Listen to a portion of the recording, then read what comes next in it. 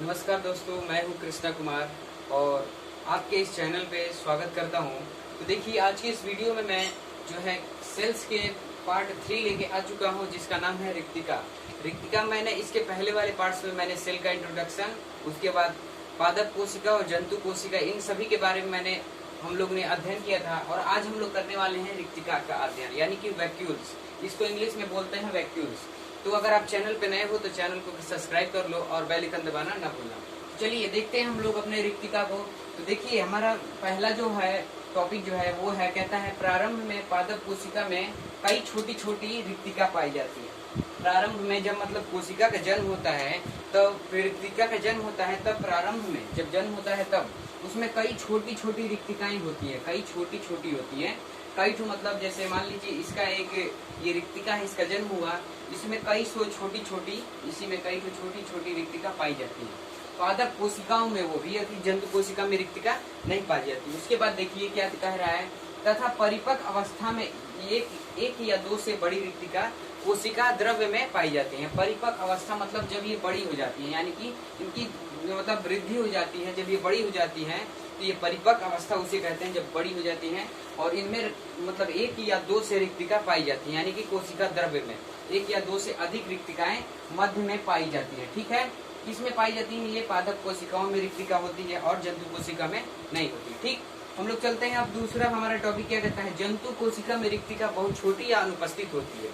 जंतु कोशिका यानी एनिमल सेल्स, जैसे हम लोग आते हैं एनिमल्स, यानी कि एनिमल्स में आ जाएगा आपके ह्यूमंस, एनिमल्स, उसके बाद कीट पतंग, इन सभी का अध्ययन किस में होता है? जंतु कोशिका में। ठीक है, जिनमें जान होती है उन्हें के उसमें जंतु कोशिका में। उसके बाद देखिए क्या कह रहे हैं, रिक्तिका बहुत छोटी या अनुपस्थित होती है। बहुत छोटी या अनुपस्थित, यानी कि अगर वो छोटी छोटी कई ठो पाएंगे तो उसमें छोटी छोटी होती है, पर या ये भी हो सकता है कि उसमें रिक्तिका हो ही ना। ठीक है, अगले में देखते हैं हम लोग कि रिक्तिका चारों ओर से टोनोप्लास्ट नामक उस रिक्तिका कला झिल्ली द्वारा घिरी रहती है। ठीक है, टोनोप्लास्ट नामक रिक्तिका कला से घिरी रहती है। एक झिल्ली होती है, जैसे देखिए यहाँ पे ये हमारी रिक्तिका है और इसमें ये जो बगल का ये पोर्शन है, ये बगल वाला, ये किससे घिरा रहता है? टोनोप्लास्ट नामक रिक्तिका कला से। ठीक है, इसका मतलब समझते चलिएगा, टोनोप्लास्ट किसे कहते हैं? इसके बगल बगल जो होती है उन्हें टोनोप्लास्ट कहते हैं। ठीक, आगे चलते हैं हम लोग की तीसरा हमारा पॉइंट है चौथा, कि रिक्तिका धनिया में भरे तरल द्रव्य को रिक्तिका या रिक्तिका रस कहते हैं। धनिया में भरे रिक्तिका रस को देखिए, इसमें ये हमारी रिक्तिका है, इसके अंदर एक धनिया पार्ट होता है। ठीक, धनिया होता है, इसी में हमारी रिक्तिका रस पाई जाती है, रिक्तिका रस। और ये जो हमारा कोशिका द्रव होता है, ये जो बिंदु बिंदु आकार के दिख रहा है नीले कलर का, ये होता है हमारा कोशिका द्रव। इसमें भी रिक्तिका रस पाई जाती है और इसमें भी रिक्तिका रस पाई जाती है। ठीक है, इतना आप लोग समझ गए होंगे। तो ठीक है, देखिए आगे चलते हैं। रिक्तिका रस में क्या होता है, कौन से रस पाए जाते हैं, यानी कि कौन सा होगा? क्लोराइड, क्लोराइड, उसके बाद सल्फेट फास्फेट। सल्फेट फास्फेट नाम याद करिएगा, chloride, sulphate phosphate, insulin, glucose, sucrose, amino अम्ल एवं कार्बनिक अम्ल घुले रहते हैं। किसमें? रिक्तिका रस में। ये सारे जो हैं अम्ल होते हैं और ये सारे घुले रहते हैं किसमें? रिक्तिका रस में। ठीक है, उसके बाद है हमारा रिक्तिका के कार्य, रिक्तिका का कार्य, फंक्शंस ऑफ वैक्यूल्स। इसके कार्य क्या होते हैं, इससे क्या होता है? ठीक है, तो देखिए यहाँ कहता है, यह जल, भोजन एवं अपशिष्ट पदार्थों का भंडारण करता है।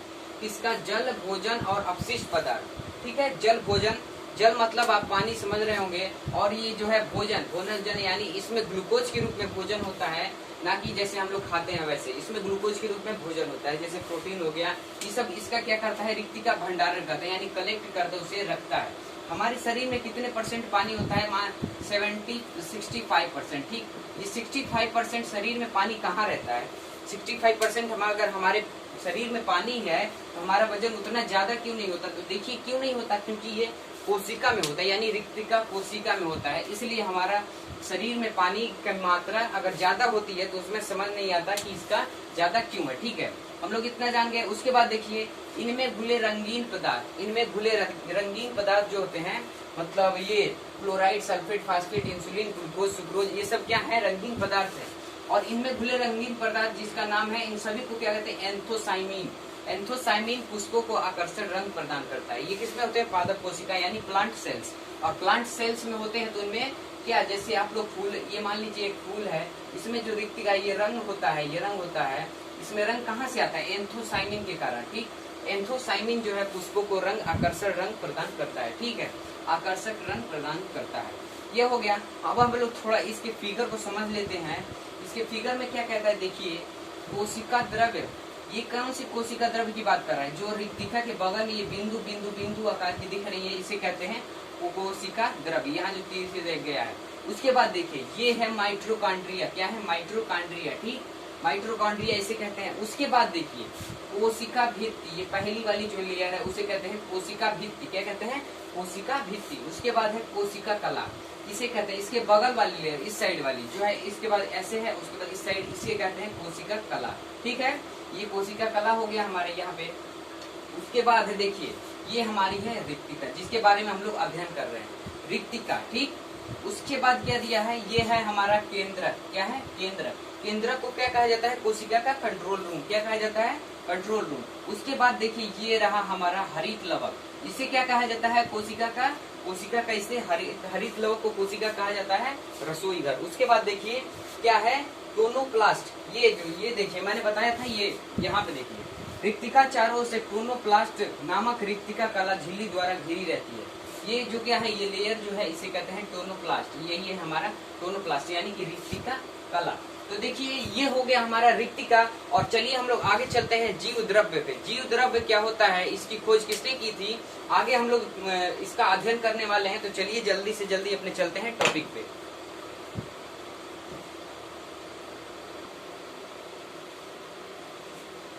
तो देखिए, हम लोग आ चुके हैं जीव द्रव्य यानी प्रोटोप्लाज्म। प्रोटोप्लाज्म का हम लोग अध्ययन करेंगे और वीडियो को यहीं समाप्त करेंगे, ठीक है।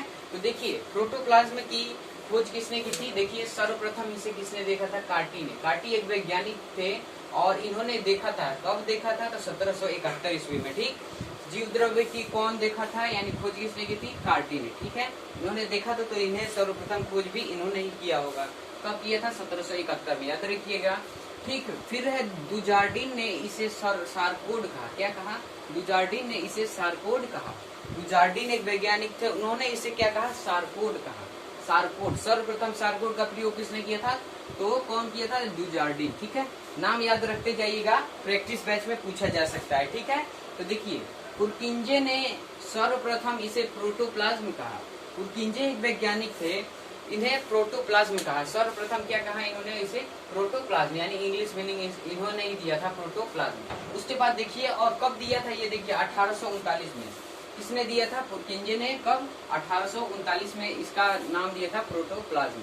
उसके बाद है मास्कले ने इसे भौतिक आधार कहा, जीवन का भौतिक आधार, ठीक है। मास्कले ने क्या कहा? जीवन का भौतिक आधार। तो देखिए, आज की इस वीडियो को यहीं खत्म करते हैं। मिलते हैं नए प्रैक्टिस बैच में, जो कि इसी का प्रैक्टिस बैच रहेगा। उसके बाद मैंने पादप कोशिका और जंतु कोशिका बताया था, उसका और इसका दोनों का प्रैक्टिस बैच में से सवाल आ सकते हैं। 25 से 30 सवाल आपको उसे सॉल्व करना है। तब तक के लिए तैयारी में रहिएगा, याद करिएगा। मैं उम्मीद करता हूँ कि आप लोग राइट डाउन किए होंगे और याद करके प्रैक्टिस सेट में जल्दी से जल्दी कमेंट करके बताइएगा, ठीक है। तो आज की इस वीडियो को यहीं खत्म करते हैं। तब तक के लिए टाटा, बाय बाय।